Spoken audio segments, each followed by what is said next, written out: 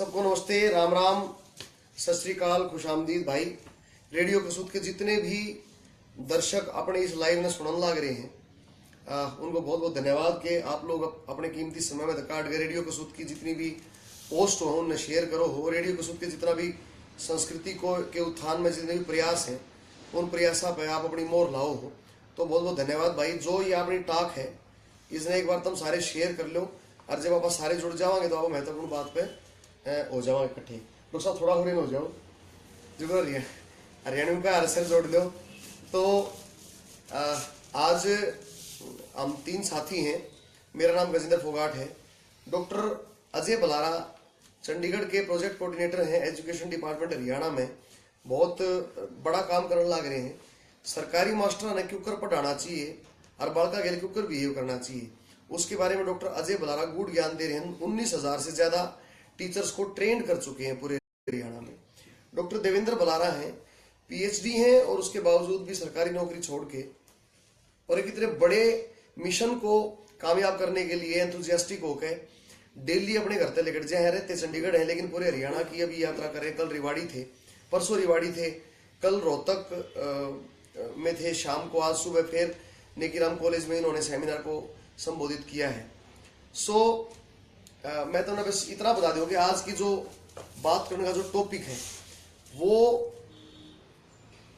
ना तो किसानी का है, ना गाने बजाने का है, कल्चर का है, ना स्पोर्ट्स का है, ना स्वास्थ्य का है। आज टॉपिक यो है कि इससे संबंधित जितने भी हमारे बालक हैं, हमारे भाई हैं, नौजवान युवा साथी या स्कूल के बालक हैं, वे बालक इस टाइम सही रास्ते पर चल रहे हैं कि नहीं। जब चल रहे हैं तो ये हत्याएं क्यों होने लग रही हैं। रोहतक में 19 साल का एक लड़के का मर्डर हो गया एक कॉलेज में।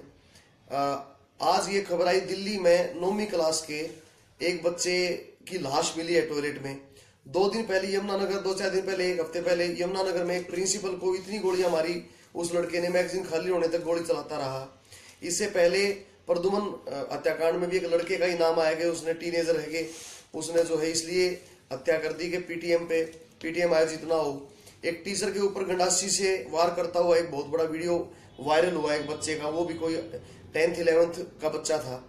तो जब अगर ये बालक किताबा की बजाय या हाथ में इंस्ट्रूमेंट और खेल के जो सामान है उनकी बजाय जो हथियार उठा लेंगे तो फिर समाज मेरे ख्याल से कहीं से सुरक्षित नहीं रहेगा। तो दोनों भाई साथ हैं। डॉक्टर साहब, जो हमारी बात चल रही थी कि कहीं ऐसा तो नहीं कि जो युवा हमारा है 15-16 साल के बाद हम युवा मानना बालकान आजकल थोड़ा जल्दी बढ़ जाए हैं, तो कहीं ऐसा तो नहीं कि जो हमारा यूथ है इनकी जो स्टार्टिंग एजुकेशन पैटर्न और इनकी घर की जो संस्कार वाली शिक्षा है उसमें कोई सी दिक्कत तो नहीं होने लग रही जिसके कारण युवा जो है इस टाइम मर्डर करने लग रहे। क्योंकि आज का युवा 15 साल पहले बच्चा था, तो वो कमी बताओ मेरे को 15 साल पहले की जो आज रिजल्ट गड़बड़ हो रहे हैं, या फिर आज में कोई दिक्कत है। सारे भाई राम राम। गजेंद्र भाई ने जिस बात शुरू करी है असली जड़वाए है। जो युवा आज मर्डर करने लग रहा है वो 15 साल पहले किसी परिस्थितियों में पड़ा है। और एक अगर आपने स्प्रिंग देखा हो, पेन का सिक्का कागज स्प्रिंग हुआ करता है, उस स्प्रिंग ने जितना कड़ा दबाओगे बाद में जब वो प्रेशर रिलीज होगा तो उतना शूट बैक करेगा। फोगाट साहब, इस चीज को समझने की जरूरत है कि बचपन में जब बालक पढ़ने लग रहा था तो स्कूल में घर में माहौल के था वो स्प्रिंग कितना दबाया गया था। जैसे ही बच्चे के ऊपर से युवावस्था में वो दबाव हट रहा है या किशोरावस्था के अंदर वो बाउंस बैक करता है, और जब वो झटके से बाउंस बैक करेगा तो सोसाइटी के अंदर कहीं किसी न किसी को चोट पहुंचेगी। अच्छा। हमने देखना योग है। मैं थोड़ी सी 2 जगह की बात करूंगा कि घर का माहौल और स्कूल का माहौल इस स्प्रिंग ने क्यों कंप्रेस करने लगा है। अच्छा। मैं घर पे देखता हूँ कि देखिए हम सब बच्चे से बड़े और बड़े से बूढ़े कब होते हैं इसकी कोई डिमार्केशन क्लियर कट नहीं है। यानी मेरा कहने का मतलब ये है कि आप शुरूते इंसान हाँ और बढ़ते हुए इंसान है, निरंतर एक अंत में जाके हमारा खत्म हो जाता है, समाप्ति हो जाती है। उस टाइम पर हम बच्चे ने इंसान नहीं समझते अपने कैसा, हम बच्चे ने सोचा कोई टॉय है क्योंकि तोड़ मरोड़ लो, लेकिन उस समय वो समय है जब उसकी मानसिकता का विकास होने लग रहा है। अच्छा। उस टाइम बालक तो जाओ है सोफे पर जूते से मेचट जरा आपने पढ़ ले तड़े, हाँ वहां आपने उस बच्चे के अंदर थोड़ी सी अराजकता भर दी, उसको डिसरिस्पेक्ट किया है। अच्छा। डिसरिस्पेक्ट और सप्रेशन जो है, जैसे ही उसको युवावस्था में ये लगेगा कि ईब यो बड़ा आदमी मन फिजिकली हार्म नहीं कर सकता, तो वो अपने तक कमजोर, चाहे बच्चा है चाहे औरत है, दो कमजोरी दिखे हैं उसने, बालक भी उससे कमजोर है। आपने मैं कति सुधे मनोविज्ञान के उससे बताऊं, बंदर और कुत्ता जो है बूढ़े नर लुगाई ने तावड़ा पाड़े है, वो तो इंसान भी नहीं है, उसने भी नहीं बेरा है ताकतवर कौन है कमजोर कौन है। तो जुकर वो सप्रेशन उसमें अराजकता बढ़ रहा है, जैसे ही उसके अंदर फिजिकल ताकत आती है वो अपने से कमजोर के ऊपर हमला कर देता है। स्कूल के अंदर आप देखिए, चाहे सरकारी है चाहे प्राइवेट है, हर जगह हर बार हर रोज बच्चे को सप्रेस किया जाता है, उसकी लिबर्टी की डिसरिस्पेक्ट होती है, उसके मनोभाव के लिए कोई स्पेस नहीं, उसकी डिग्निटी नहीं है। जब तक ये चीज चैलेंज होती रहेंगी, वो चाहे एजुकेशनल इंस्टीट्यूट के अंदर हो रही है, चाहे घर के माहौल के भीतर हो रही है, बड्डा के दाना, वो जो कुंठा है, वो जो जहर है, वो बड्डा होते हैं लकड़ा है। मैं इसको मनोविज्ञान की दृष्टि से इस तरह से देखता हूँ। अच्छा, आप भी इस बारे में जब अपन डिस्कस कर रहे थे पहले, तो आपने भी 2-3 तथ्य बहुत बढ़िया दिए। डॉक्टर साहब की बात को ही आपने वैसे तो आगे बढ़ाया था जब अपन बात कर रहे थे, फोन पे जब हम बात कर रहे थे, फोन पे जो अभी अपन थोड़ी देर पहले बात कर रहे थे, तो मैंने कहा कि इस तरह से बच्चे जो आजकल बहुत वायलेंट हो गए, तो आपने भी कुछ डॉक्टर साहब वाली बात ही कही थी, लेकिन एग्जाम्पल्स कुछ दूसरे थे कि बच्चा जो है जब तक माँ बाप पे आश्रित तत्व तो ठीक है, जब जैसे ही उसको ये लगता है कि उसका एक एंगल है। देखिए वो आप ये कह रहे थे कि जो इंटेलिजेंसी है माँ बाप की वो छोटी पड़ जाती है बच्चों के आगे, आप ये कह रहे थे। इसका एक वो हमारी फोन पे बात हुई थी। अच्छा। देखिए क्या है, मैं बहुत बार बड़ी सारी वर्कशॉप्स में और बड़े बड़े लीडर्स और बड़े बड़े नेता और सभी लोगों के मतलब मुखबिर से सुनता हूं कि भाई संस्कार जो है वो खराब हो गए हैं, या संस्कार नहीं दे रहे हैं माँ बाप बच्चे को। मुझे ऐसा लगता है कि संस्कार जो है वो कोई देने की चीज नहीं होते हैं, वो अपने आप ले लेता है बच्चा। जैसे ही वो देखता है जो चीज उसको मिल रही है, जिस तरह का उसको एक्सेप्टेंस मिल रहा है, जिस तरह की उसकी डिग्निटी को बरकरार हम लोग रख रहे हैं या उसको हम लोग डिस्टर्ब कर रहे हैं। अब पहले के मतलब आप अपने समाज का और आज के समाज में अगर कंपैरिजन करने लगेंगे, तो पहले क्या होता था कि कोई भी बच्चा है या कोई बड़ा है, उसको ज्यादातर वही काम करना होता था जिस घर में जिस परिवार में वो जन्म ले रखा है। यानी किसान का बेटा मान लो किसान बनना है, उसने वो खेती का काम कर रहा है, तो वो अपने पिता से ही सीख रहा है कि किस टाइम पे फसल में पानी देना है, किस टाइम बीज बोने हैं, किस टाइम उसको क्या करना है। इसका सीधा सीधा एक किस तरह से असर पड़ता है कि वो बच्चा रोज अपने माँ बाप को ये देख रहा है। जैसे लड़कियां क्या होती थी पहले कि वो घर का काम ही सीखती होती थी अपनी माँ से, और लड़के वही काम करते थे जो उनका पिता कर रहा है। तो इसलिए क्या हुआ कि धीरे धीरे रोज रोज वो यही देखते होते थे कि भाई मेरा पापा जो है या मेरे पिताजी जो हैं वो बहुत इंटेलिजेंट हैं, उनको सब मालूम है। वो जो कह देते हैं कि बारिश होने वाली है या इस तरह की, ये मैंने खेती का एक एग्जांपल लिया है, किसी भी फील्ड में आप इसको ले सकते हैं। वो एहसास कराते हैं कि इस पर्सन से मुझे इस बारे में सलाह लेनी चाहिए, और क्योंकि वो एक सम्मान है, मालूम है कि इसको नॉलेज है, तो उससे सलाह लेता भी है और उसको फॉलो भी करता है। इसीलिए हम लोग बड़ों की इज्जत भी करते होते थे और इसीलिए हम लोग उनसे सलाह भी लेते होते थे, उनके पास बैठते भी थे। जैसे जैसे टाइम बदला, तकनीकी युग आया। आप कह रहे हैं कि सलाह लेते थे पहले। हाँ। सचिन जज कह रहे हैं कि पहले बड़े बुजुर्ग समझदार होया करते, गांव वाले भी, और टीचर स्कूल में भगवान समझा करते। और आपने जो अपनी फोन पे बात हुई या सामने बैठ के बात हुई मुझे याद नहीं है, आपने कहा था कि पहले पिता को खेती का हर चीज मालूम होती थी, इसलिए बच्चे को लगता था कि पिता जो है वो फाइनल अथॉरिटी है और वो अपने पिता से सीख लेता था। जी। आज इंटरनेट है, वो पिता ने बहुत सारे रिसोर्सेज हैं उसमें, थोड़ा सा उसको थोड़ा ऐड ऑन करता है। आज रिसोर्सेज इतने हैं, नॉलेज थोड़ा वास्ट स्प्रेड है, रेडियो है, इंटरनेट है, फेसबुक है, व्हाट्सएप है, तो आपके पास नॉलेज आता रहता है। आपको जब कोई इन्फॉर्मेशन चाहिए आप गूगल से निकाल भी सकते हैं। पहले के मुकाबले आज जैसे ही मान लीजिए आप ये सोचिए कि 3 साल का बच्चा जो मोबाइल को अच्छे से ऑपरेट कर सकता है, उसके पापा जो हमसे बड़े हैं उम्र में, वो उस मोबाइल को उतनी अच्छी तरह से ऑपरेट नहीं कर पा रहे हैं। तो उसी वक्त उस बच्चे को ये मालूम पड़ गया कि इससे ज्यादा तो मुझे मालूम है। अब जो कोई आदमी से ज्यादा हमको मालूम है, हम उसकी सलाह कैसे लेंगे उस मामले में? बात तो सिंपल सी बात है।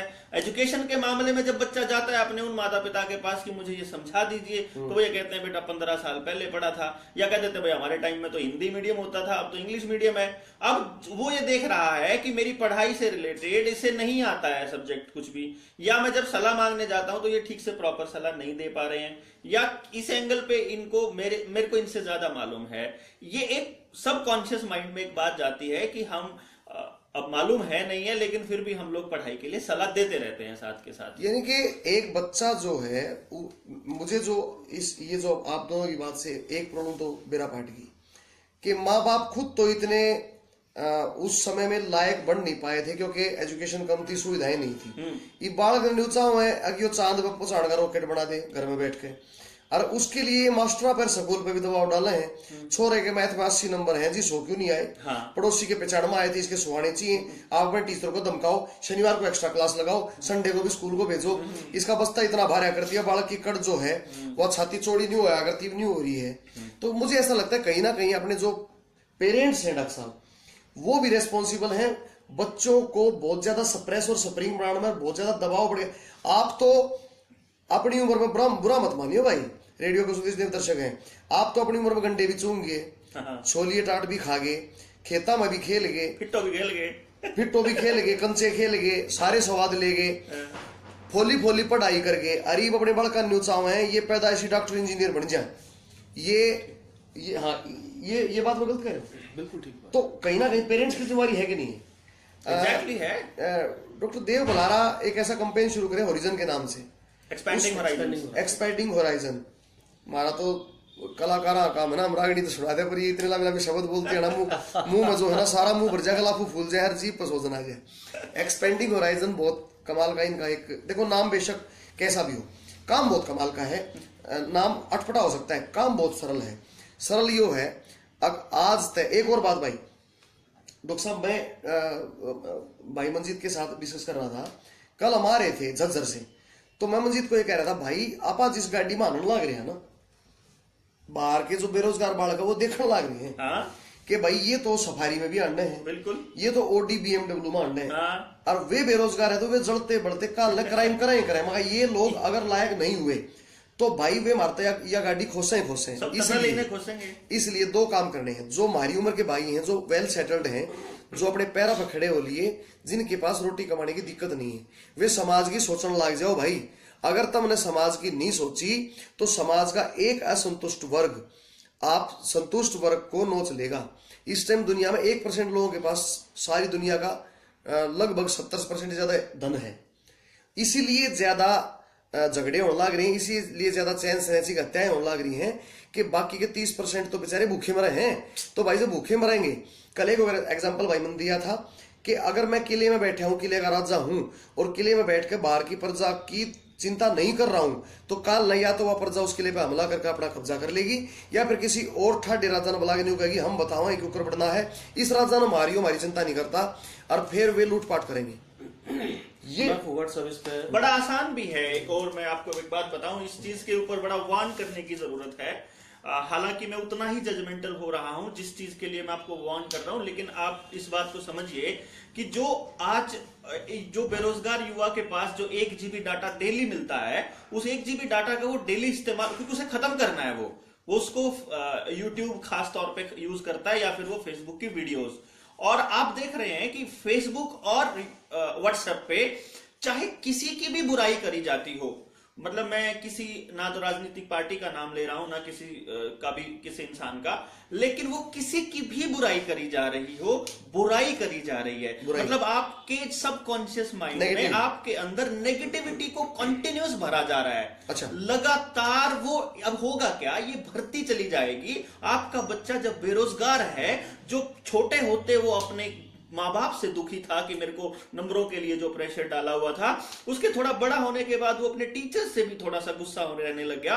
उसके बाद उसको नौकरी नहीं मिली तो वो सिस्टम से भी गुस्सा होने लग गया, या अगर उसे नौकरी मिल गई तो अपने बॉस से गुस्सा है, और ऊपर से उसको व्हाट्सएप और यूट्यूब या इन चीजों पे भी गुस्सा ही मिल रहा है कि फला ने फला को वो कर दिया, वो तब क्यों नहीं बोला, एंड इस टाइप की जो भाषा है, ये भाषा इतनी नेगेटिव है कि ये आपके बच्चों की कब्र खोदने के लिए काफी है।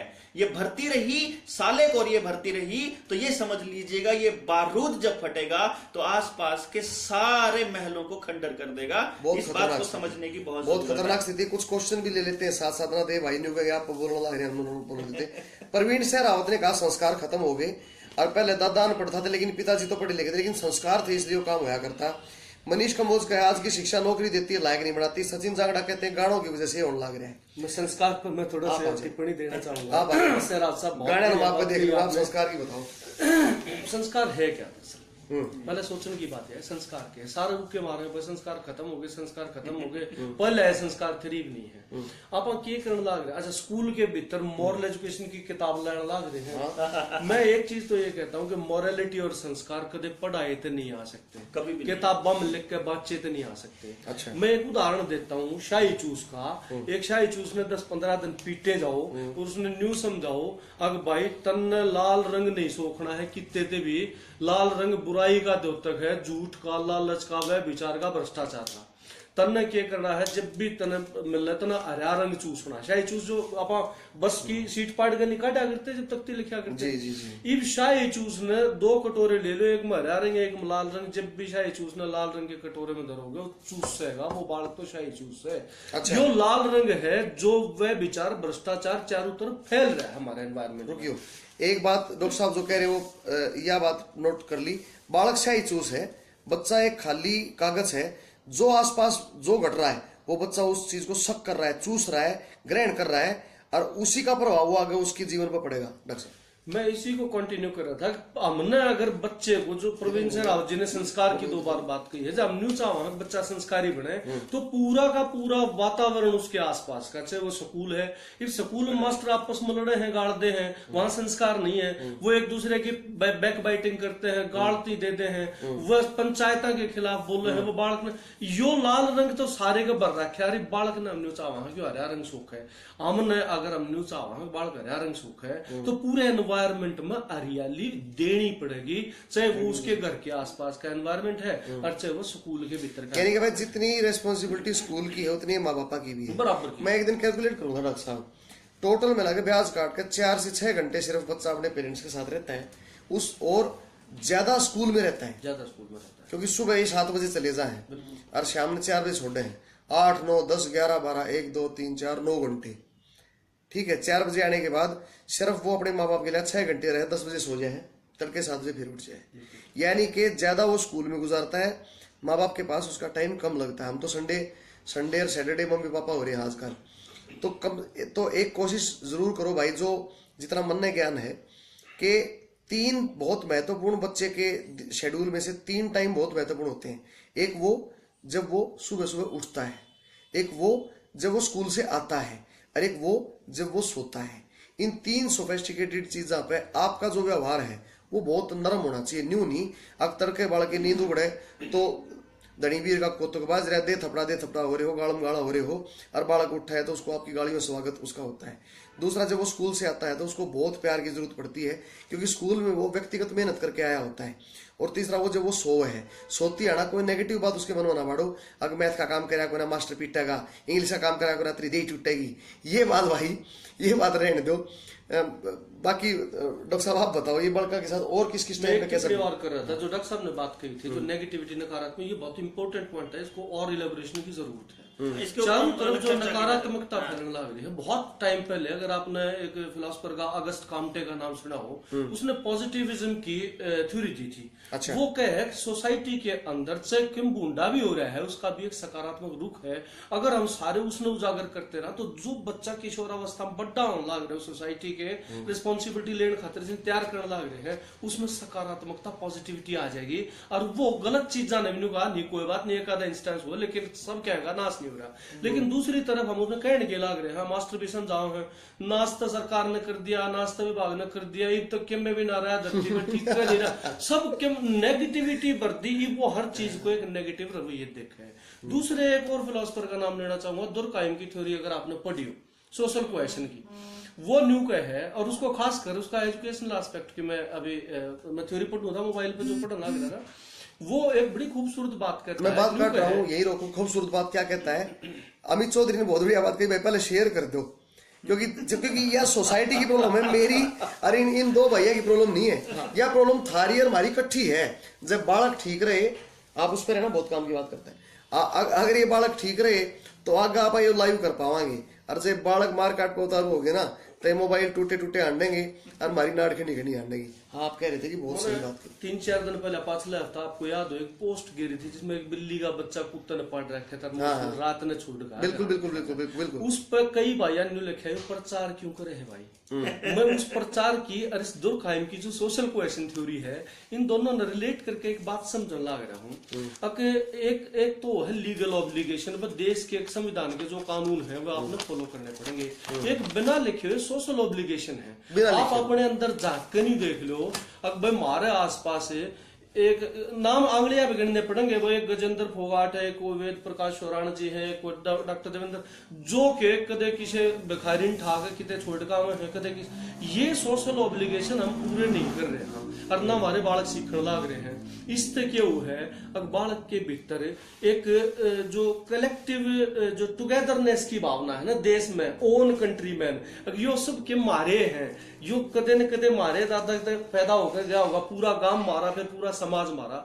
यह जो टुगेदरनेस की भावना है, कंट्री मैन की भावना है, यह भावना जब आओगे जब आप सब एक दूसरे की मदद करने लग जाएंगे।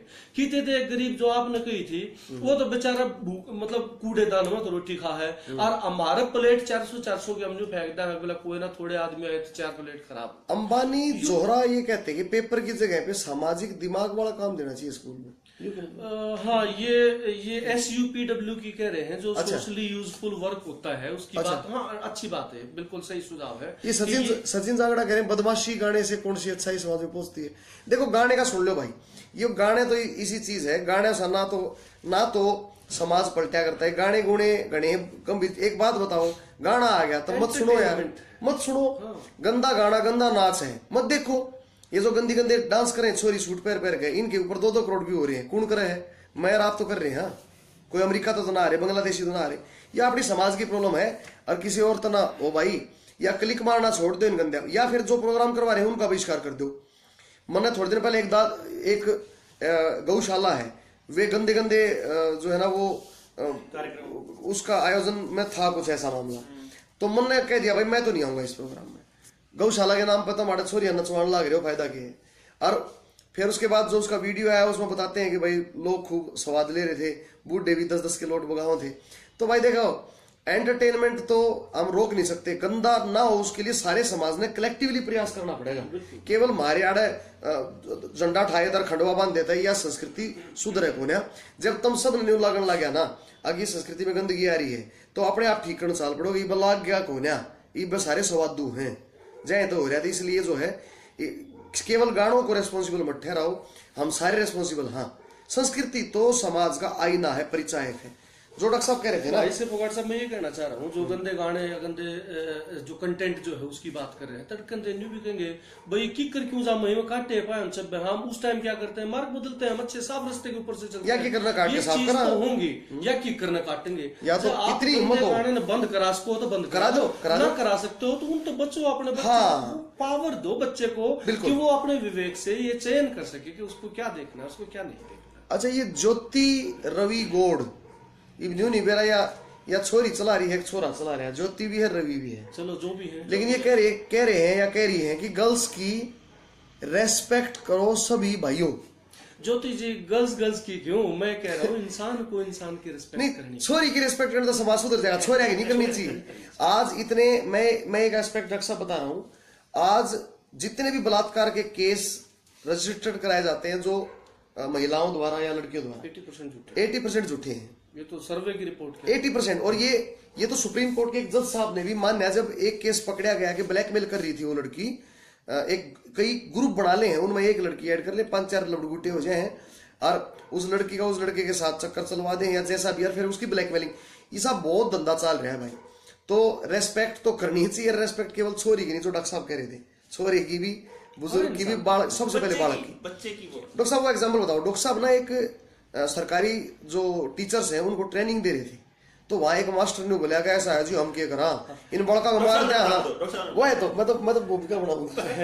मेरे ख्याल में वहाँ 2,500 आदमी बैठे थे और बढ़ते हैं साथ। ने बोला डॉक्टर साहब बड़ी बड़ी बात तो करो हो बोला नाश्ते इस बात ने कर दिया कि बालक ना तो मार सकते ना पर्चे ले सकते हो पे। मैंने बोला भाई मारे तो हो जाए सुधार। बोला मारे तो सुधार हो है। मैं चुप हो गया। मैं अपना भाषण जारी रखा घंटे भर पास से मैं भाषण देता क्योंकि मैं अंदर चला जाता हूँ। मैं उसको दौड़ जाकर ना अचानक ने बोला खड़ा हो। मैं तो ध्यान से सुनता ही नहीं खड़ा हो ये वो बाहर हो जाए यहाँ से। उसका आग लगी थोड़ी आन में उसने न्यू पकड़ लिया। ने बोला आगे मत बोलिए भाई डॉक्टर बोला नाश हो जा चाहे नौकरी चली जा। बोला आड़े ऊंच जुआ ठा गए। माँ क्यों है इब्तीद मंत्र मारा भी कौन है। जब आदमी को डिसरिस्पेक्ट करते हो उसकी डिग्निटी को चैलेंज करते हो तो अंदर जहर सबके बढ़ता है। बच्चे का भी बच्चा उस टाइम नहीं कर पा रहा वो जहर इकट्ठा करने लग रहा है। वो जैसे ही पावर आओगी उस दौर जब दांतियां गेला अपने वो मास्टर ने काट के जागा। सुन लो बच्चे की उस टाइम चलती कौन है क्योंकि मास्टर ठाडा है बालक की चलती नहीं। पेरेंट्स ने पीछे भर रखे स्कूल में भी काट नहीं सकते और ना पेरेंट्स आजकल गणा मतलब है तो बड़का स्कूल में एडमिशन करा के नहीं सोचा ये सुन के लिखेगा भाई बालक नहीं बारूद बना ला रहे जो डॉक्टर देव बुला रहे कहीं। अब आप आओ अपनी बात पे जो आप बच्चों की साइकोलॉजी के हिसाब से एजुकेशन और वो देखो मैं तो यहाँ तक ऑब्जर्व किया इस चीज के अंदर कि जब वो सो रहा है ना बच्चा और वो 1 साल का भी नहीं हुआ आप जानिए उस बच्चे को वो गोद बदलने के बाद रोने लग जाता है। वो आवाजें सुन के चुप हो जाता है और आवाजें सुन के वो रोने लग जाता है। वो अपनी माँ को उसकी स्मेल से पहचानता है। मतलब हम उस बच्चे ने जब तक बोलना शुरू नहीं किया उसने देखना और ऑब्जर्व करना शुरू कर लिया। क्या बात है। अच्छा। इसका मतलब है कि आपके घर में टीवी कितनी देर चल रहा है क्या बज रहा है उसके अंदर कॉन्टिन्यूअस शोर वो जी टीवी वाला और स्टार प्लस वाला चलता है या चलता ही नहीं है। जब आप आपस में बात करते हो तो एक दूसरे को ताने देते हो या फिर आप एक दूसरे के रिस्पेक्ट के साथ बात करते हो। वो ग्रहण कर रहा है वो सब कुछ अंदर जा रहा है। वो हो सकता है कि उसको प्रोड्यूस ना करे। जैसे आपके घरों के अंदर ऐसा स्टोर होता है जिसमें बहुत सारा सामान जो बहुत पहले डाल दिया था आपको मालूम ही नहीं है कि उसके अंदर वो पड़ा हुआ है। वो उसी तरह से है जितनी इंफॉर्मेशन उसके कानों के थ्रू जा रही है जितनी आवाज जो टोन जा रहा है वो बच्चा सब कुछ ग्रहण कर रहा है सबकॉन्शियस माइंड में। उसको मालूम है कि जब मैं बड़ा हो जाऊंगा तो मुझे बड़ा होने के बाद क्या करना है कैसे बातें करनी है और फिर वैसे ही वो कॉपी करता है। सो जस्ट माइंड इट कि जब आप बात कर रहे हैं आपस में जो उस बच्चे को सिखाना चाहते हैं आप उस बच्चे को ये सिखाना चाहते हो ना बेटा प्यार से बात करनी चाहिए तो भैया आप अपने घर में गुस्सा करना बंद कर दो।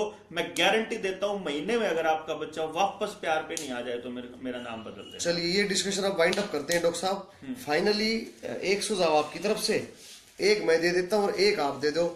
आपसे शुरू करते हैं। मेरा सुझाव ये है कि इस सारे गेम को जो गलत जा रहा है इसके रूल सेट तो हैं सोसाइटी के अंदर लेकिन जब बच्चा बढ़ रहा है स्कूल को एक ऐसा संस्थान बनना पड़ेगा जो प्रभावी रूप से समाज में एक साथ और समरसता के साथ रहने के नियम भी बच्चे के दिमाग में डाले और वो नियम किताबों में लिखने से और उस पर प्रश्न पूछने से नहीं होंगे। वहां के माइक्रो एनवायरनमेंट के अंदर वो नियम फॉलो किए जाने चाहिए। अच्छा भाई मेरा ये सुझाव है कि जिसा बालक आसपास के वातावरण में पढ़ने लग रहे हैं ना हेरिडिटी और एनवायरनमेंट 2 चीजें बच्चे को बढ़ाती हैं जहां तक मेरा ख्याल है। हेरिडिटी में तो आपके संस्कार आ जाते हैं जो खून के थ्रू डीएनए के थ्रू बालक दुरत जा है और दूसरा एनवायरनमेंट वो हमारे हाथ में है। कम से कम उस टाइम जो कर पति पत्नी लड़न ला रहे बच्चा आ गया या तो चुप हो जाओ या फिर बच्चे को बीच में बैठा के न्यू को बेटा हमारी इस बात पे लड़ाई आप क्या सुझाव देते हो। इतना हेल्दी इस लड़ाई को बना दो या तो कि बच्चा अपने आप को जज फील करे और वो भी इन्वॉल्व हो गए नहीं पापा ये सुझाव है या ये करो जिसा भी बच्चा दे और उसको अप्रिशिएट करो या फिर उसके आगे लड़ो मत। इस तरह की बहुत सारी चीज करनी पड़ेगी। स्कूल में मेरे बेटे को एक बच्चे ने मुक्का मार दिया। मेरे बेटे का जन्मदिन था उस दिन तो मुझे एक टीचर ने कहा जी इसके वो मुक्का मार दिया इसका मुंह सूज रहा है और आप गुस्सा मत करना किसी को। मैंने कहा ठीक है जी। हम स्कूल में उसका जन्मदिन मनाने गए वो लड़का जिसने मुक्का मारा था मैंने उसको बुलाया। मैं कहा भाई सुन आज लैंप लाइटिंग तू करेगा और आर्यन से केक तू कटवाएगा। वो लड़का अब उसका सबसे बेस्ट फ्रेंड है। उस टाइम मैं उसको पनिश कर देता डॉक्टर साहब तो मेरे ख्याल से एक तो दुश्मन खड़ा हो गया मेरे बेटे की परेशानी बढ़ गई उसका एक दुश्मन खत्म कर आया और मेरे बेटे की परेशानी भी खत्म होगी और एक मानता का परिचय भी है भाई। कदे कदे हमने मोहब्बत का संदेश दे दिया। अब आप बताओ। देखिए मेरा वैसे बहुत लंबा विषय है ये जो हमने छेड़ा है, और आपकी तो जिंदगी का मकसद है। मेरा तो मकसद ही है, जिंदगी का ही मकसद मैंने इसको बना लिया आपने। मेरा एक जो आज का जो सबसे मतलब इम्पोर्टेंट सुझाव मैं देना चाहता हूँ, आज ना इस वर्चुअल वर्ल्ड की वजह से, जिसमें आपका टेलीविजन, सिनेमा, मोबाइल, फेसबुक और मतलब मोबाइल कहने का, और वीडियो गेम्स, इस वर्चुअल वर्ल्ड की वजह से एक जो सबसे बड़ी कमी जो मैं महसूस करता हूं वो ये है कि हमारे बच्चे सोचना बंद हो गए हैं। यस, क्वेश्चन आंसर तो याद कर लेते हैं स्कूल के अंदर, और घर उसके बाद सोचने का कोई मतलब नहीं है। सोचना सिखाती है किताबें। अच्छा, इसके अलावा और कोई चीज आपको आप लिखते हैं, बिना पढ़े आप लिख ही नहीं सकते। आपको विचार आएंगे तो तब आएंगे जब आपने पढ़ा होगा, देख के विचार नहीं आते। अच्छा, किताब भी बहुत जरूरी है। किताबें जिंदगी का सबसे अहम हिस्सा होती हैं। अगर बच्चे को आपने सिखाना है कि वो सोचे सही और गलत क्या है, उसका एकमात्र साधन किताबें हैं, एकमात्र। तो माँ बाप के लिए मेरा सजेशन ये है पर्सनल, कि रोज शाम को आधा घंटा कोई भी कुछ भी जो आपको पसंद हो पढ़ा जरूर कीजिए। उस बच्चे को ये मालूम पड़े कि मेरे घर का कल्चर है कि मुझे पढ़ना है, कि ये जो किताब है ये सिर्फ मेरे लिए नहीं बनी है, और वो उसका, ताकि उसका उस तरह से विकास हो कि वो सोचना सीखे। क्योंकि हमारी एजुकेशन उस तरह से बनी हुई है कि वो ये कहती है कि सोचो भी हमारे ही तरीके से। मैं समझ गया, उसका स्वतंत्र विचार एक विकसित होना चाहिए कि गलत और सही का डिसीजन वो ले सके, विजडम के साथ। वो मैथ का मास्टर ने बोला मान लो 3=4, अच्छा क्यों मान लिया भाई, हम अपने बाबू की मानते हैं, तेरी मान लिया। सो भाई बहुत बढ़िया रहा। डॉक्टर अजय भलारा जी का और डॉक्टर देवेंद्र भलारा जी का मैं बहुत बहुत धन्यवाद करता हूँ। रेडियो कसूर के जितने दर्शक इस टॉक को सुन रहे थे भाई, ये अपने बड़का कदर टॉक थी। प्लीज प्लीज प्लीज इसने बहुत ज्यादा शेयर करके रेडियो कसूर की जो ये मुहिम है, सांस्कृतिक मुहिम, उसमें ही हमारी ये शैक्षणिक मुहिम है। बच्चों को, बच्चा बचेगा तो देश बचेगा, ना तो भाई बूढ़े ठहरे आते हैं, सारी उम्र देश नहीं चल सकता। हम 21वीं सदी में प्रवेश कर चुके हैं और 2025-2027 में हम विश्व के सबसे युवा देश बनने वाले हैं। इसलिए जो हमारे बालक हैं, अगर ये ठीक ठाक रहे तो ये फिर पूरी दुनिया का नेतृत्व करेंगे। इस बात का ध्यान रख के इस सारी टॉक को शेयर कर दियो। रेडियो कसूर के सभी दर्शकों का बहुत बहुत धन्यवाद। नमस्कार, जय हिंद।